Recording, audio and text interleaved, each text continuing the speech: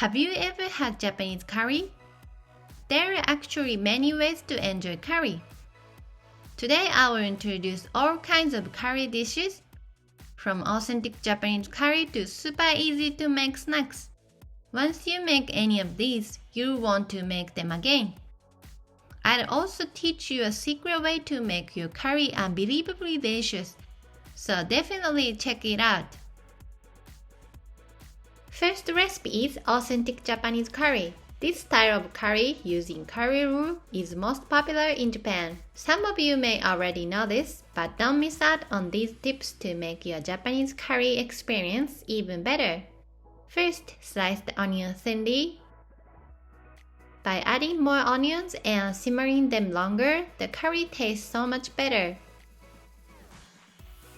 The key is to cut the onions into thin slices so that the softened onions will dissolve when the curry roux is added. Next, cut carrot into bite-sized pieces. Generally, many people cut carrots a little larger, but I cut them thinner because I find it easier to eat this way.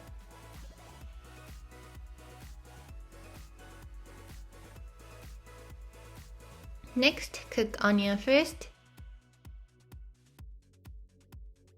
This time I make 5 to 6 servings of curry. It's quite common to make curry in large quantities and eat it the next day as well. Because onions are hard to cook in large quantities, I cook onions alone to some extent before adding carrots.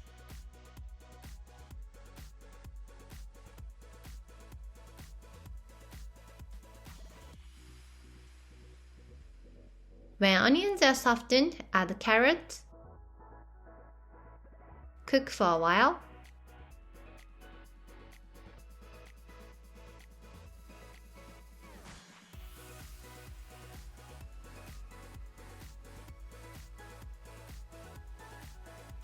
Reduce heat to very low and prepare other ingredients. Minced garlic. This garlic is the key. How to use it will come up later. If you can cut it into some small pieces, there is no need to make it very fine.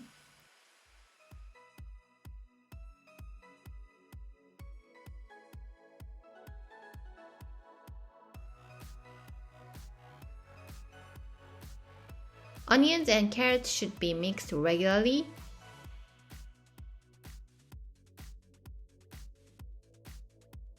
Next, cut pork into small pieces. I prefer to use thin slices of pork, but any shape will do. Of course, beef or chicken can also be used.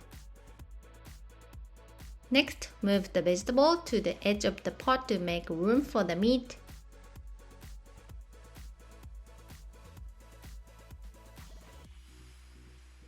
Put oil and put garlic.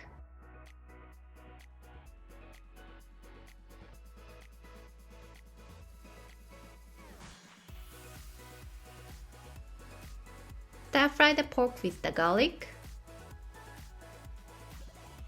Rather than adding the meat to the curry by itself, fry it with the garlic and then add it to the curry, which will greatly enhance the flavor when the curry roux is added. Fry the meat so that the garlic is well distributed throughout the meat.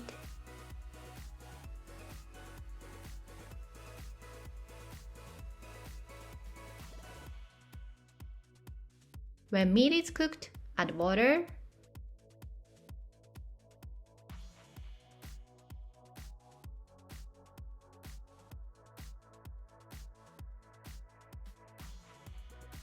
Check once it comes to a boil and skim off the scum.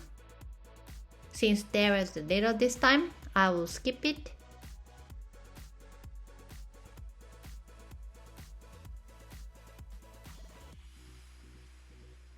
Reduce heat to low and simmer for 10 to 15 minutes.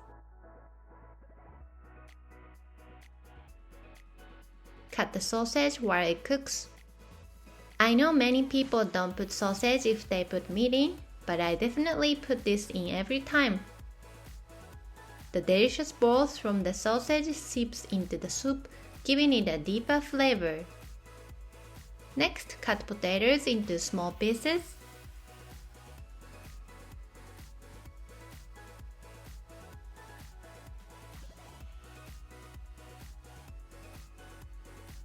Add sausage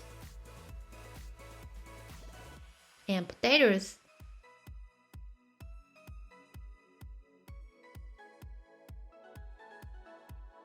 Cook for another 10 minutes. Finally, add curry roux. Perhaps you can get Japanese curry roux overseas as well. Have you ever bought this kind of roux? There are subtle differences in flavor from one manufacturer to another, but basically any of them will make a good curry.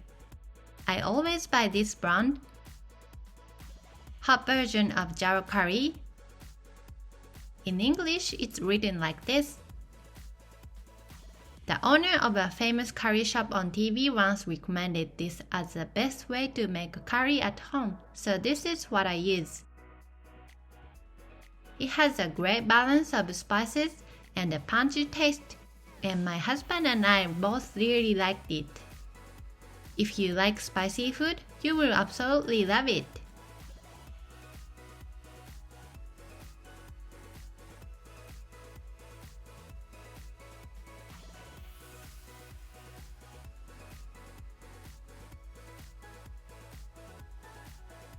I add 6 of the cubes.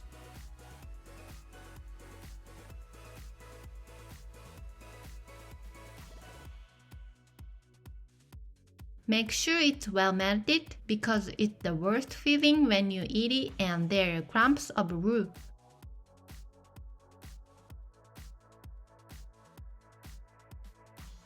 Simmer for 10 minutes after adding the roux.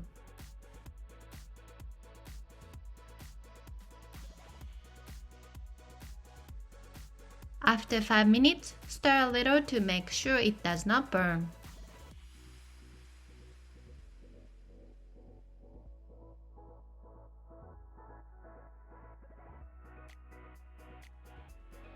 It's done! I would like to make pork cutlet curry, but I will make fried vegetables easily.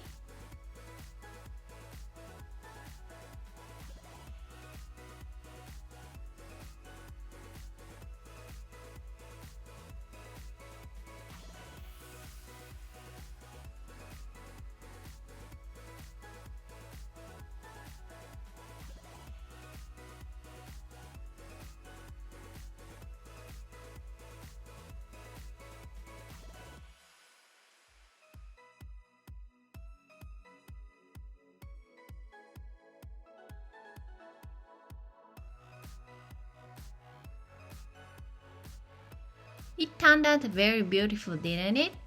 If you can find curry roux in Asian grocery stores, try making curry this way. Next, you can use leftover curry to create 2 new recipes that are very tasty. First one is this crispy curry bread. I'm confident that it will be the best bread you have ever tasted. First, cut the crust off your bread.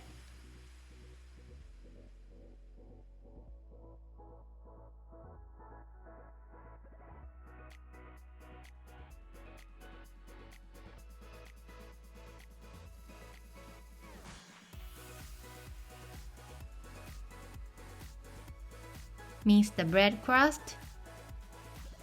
This is an important material to be used later, so check it out.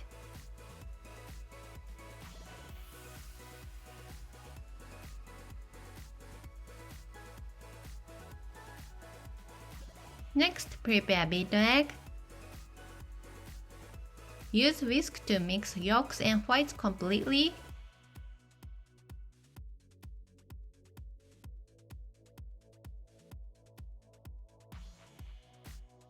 Here I prepare leftover curry. By the way, store leftover curry in the fridge immediately on the day you make it. Let it cool down enough before putting it in the fridge. Place the appropriate amount in the bowl and finely chop potatoes and other large ingredients.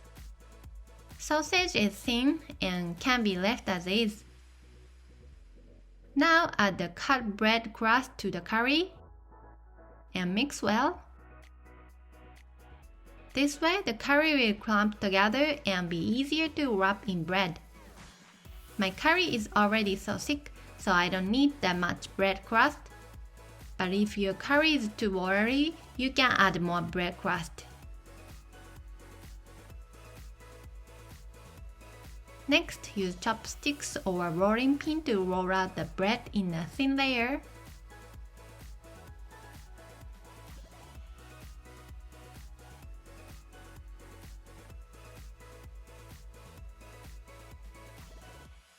Put 2 to 3 tablespoons of curry. Adjust the amount of curry according to the size of your bread. If the bread closes like this, it's okay. Brush the edge of the bread with beaten egg.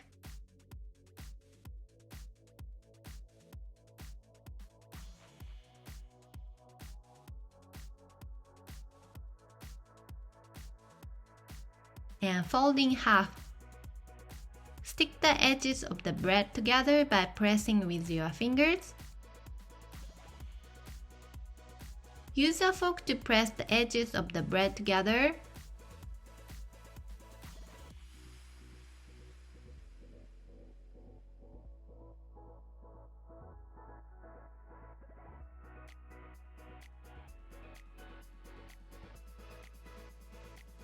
Using a fork may cause holes in the bread, so don't force it.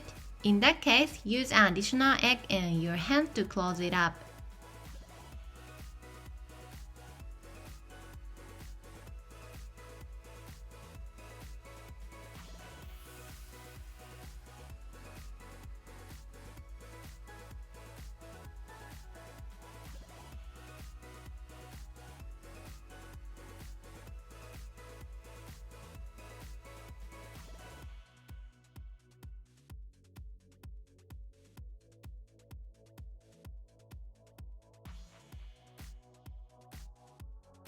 Coat the entire surface of the bread with beaten egg.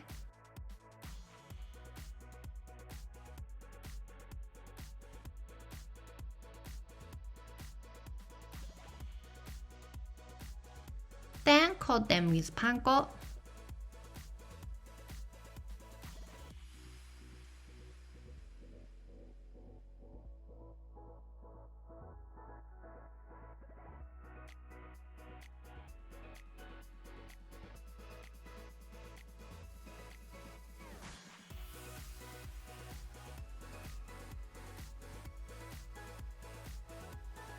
Fry in oil until golden brown.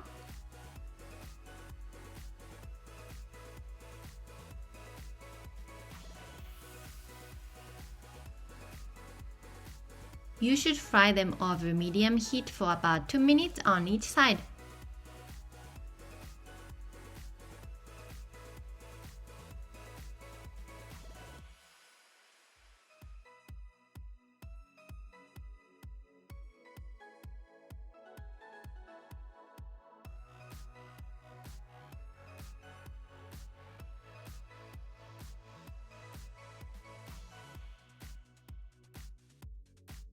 The nice aroma of oil frying and the crunchy crust are the best.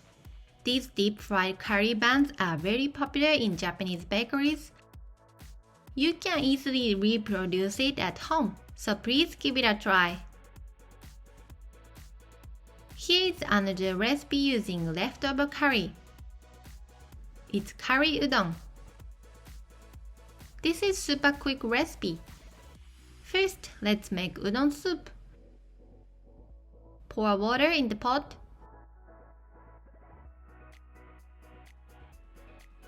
Add dashi powder. I use 2 types of hondashi.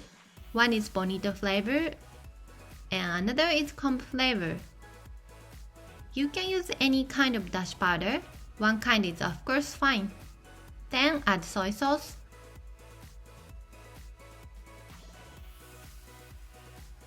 sugar, mirin, and sake.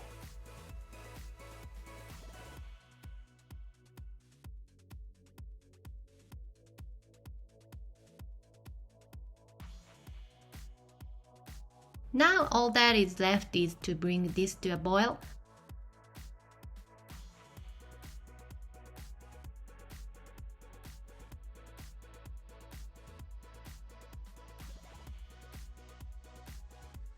And it's ready to use. Next, transfer the leftover curry to a microwave-safe bowl and warm. You can heat it using pan or pot.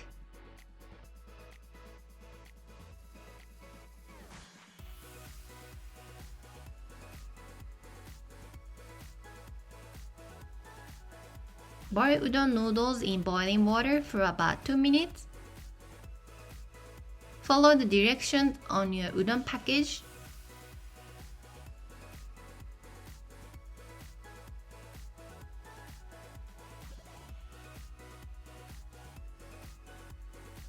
Drain the hot water. Now that the curry has warmed up, serve the udon noodles with the soup in bowl. Put curry on top. It would be better to make it by hand, but I put the prawn tempura I bought on top. I show you how to make tempura in other video, so please watch them when you have time. You can check it from description. Put minced green onion. Curry udon is another very popular food in Japan. The dashi broth and curry go very well together. Udon lovers should definitely enjoy this dish. Next recipe is curry fried rice. This time we will use this curry powder to make delicious fried rice. It's made up of several spices including turmeric, coriander, cumin. Is this also available at Asian grocery store in your country? This is very convenient because it can be added to an even wider range of dishes than curry roux. For example, just by adding a little to meat dishes or stir fries, you can make various dishes curry flavored, so please try buying one. Let's get started. First, mince green bell pepper and mince red bell pepper. You can add your favorite veggie.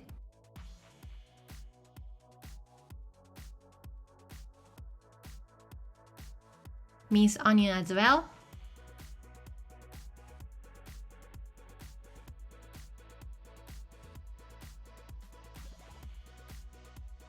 And slice your sausage. Use your favorite protein.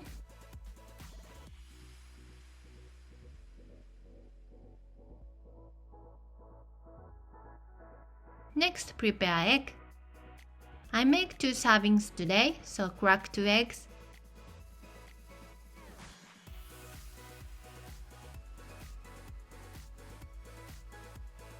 Next, let's cook onion with butter.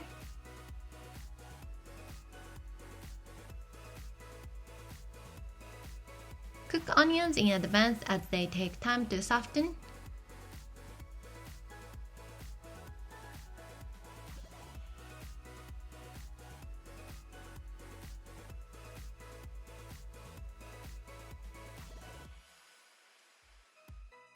I'll take it at once.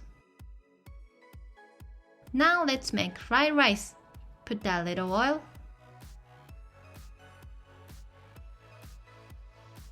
Add egg. Immediately place rice on top of the eggs.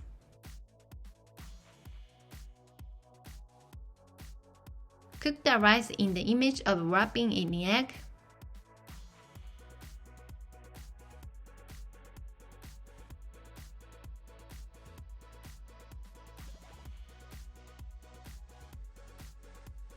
Add sausage. bell peppers, and onion.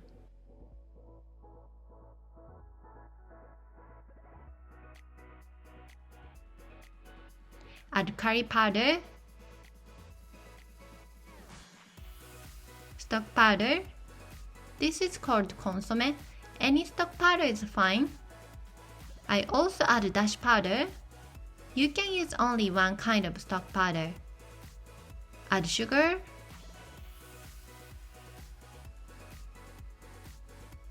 salt and pepper,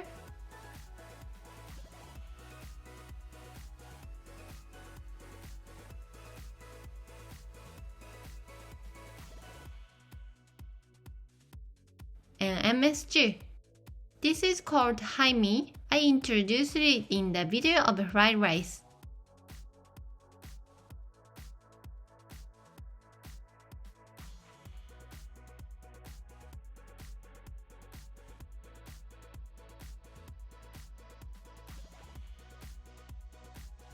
Taste and add salt and pepper if necessary.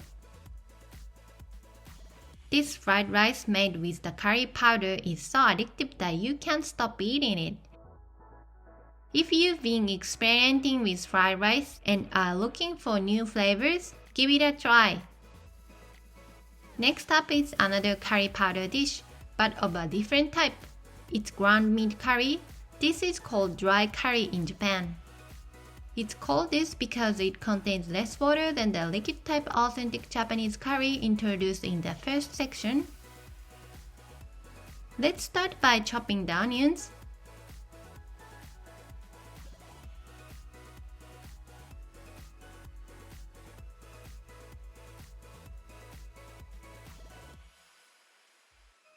Mince carrot as well.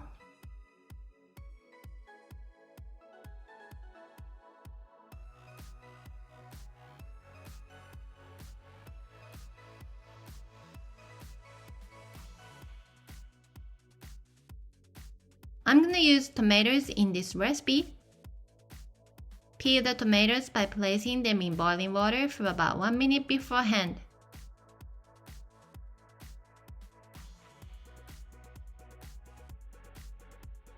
Tomatoes do not need to be cut so finely because they will lose their shape when the curry is cooked down.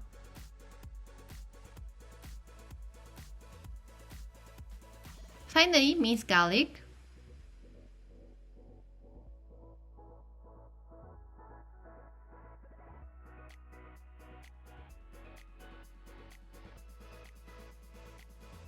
Next, cook onion and carrot.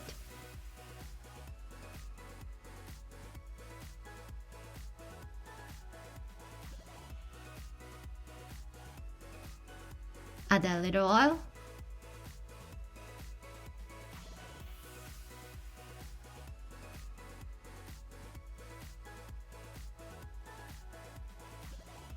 When they get soft, add ground meat.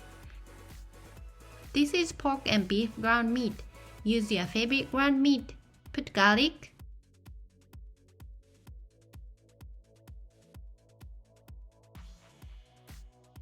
salt and pepper. Stir in the meat and garlic and allow the meat to heat through.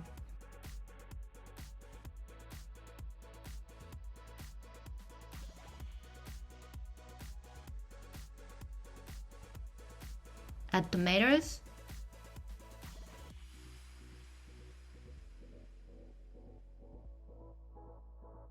lower the heat and add the seasonings, miso paste, sake, soy sauce, Worcestershire sauce, sugar, chicken stock powder, and curry powder. Stir to combine.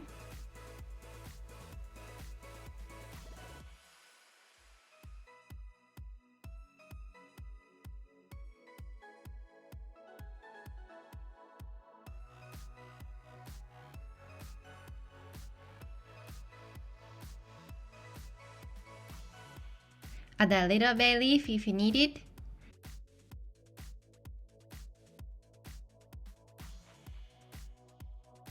Stir regularly to remove water from the tomatoes.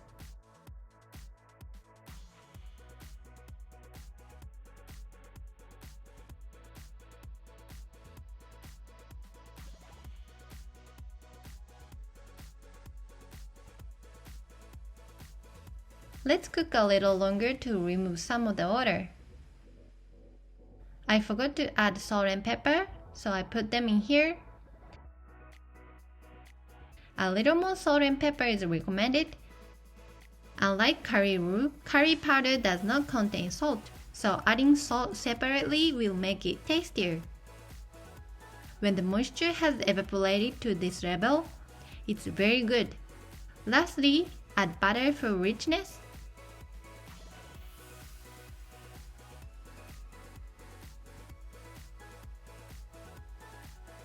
A little bit of honey makes a mild and tasty curry.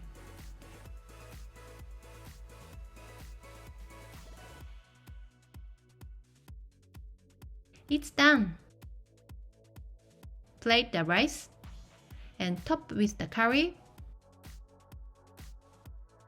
Top with a fried or a boiled egg if desired. A poached egg is also fine. I sprinkle a little parsley. Even if you don't have curry roux, you can make delicious Japanese style curry with spice powder like this. Give it a try. The last recipe is melted cheese and curry spring roll. This dish is made with leftovers from the previous recipe. I seriously recommend these crunchy and amazingly delicious spring rolls to enjoy with melted cheese and curry. As you can already imagine, simply prepare a spring roll wrapper and roll up the ground meat curry and cheese. You can also use gyoza wrapper or wonton wrapper instead of spring roll wrapper. Prepare water and your favorite cheese. Place cheese on top of the wrapper and curry on top. Roll up from the front.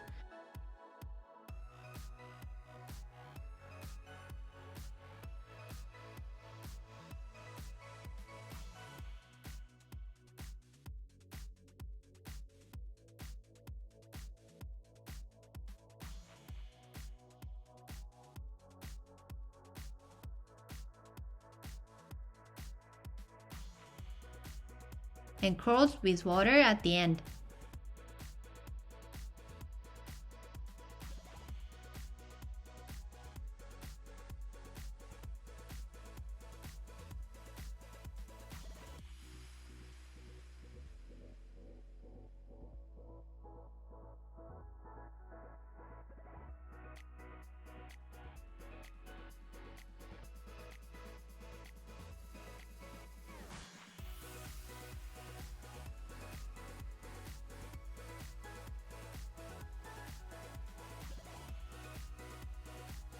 Then fry them in oil until golden brown.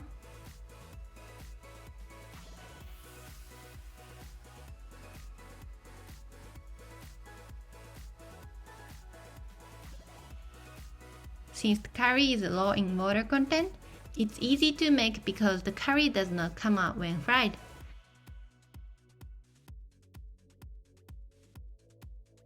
The key is to place the curry over the cheese so that the cheese does not come out during frying.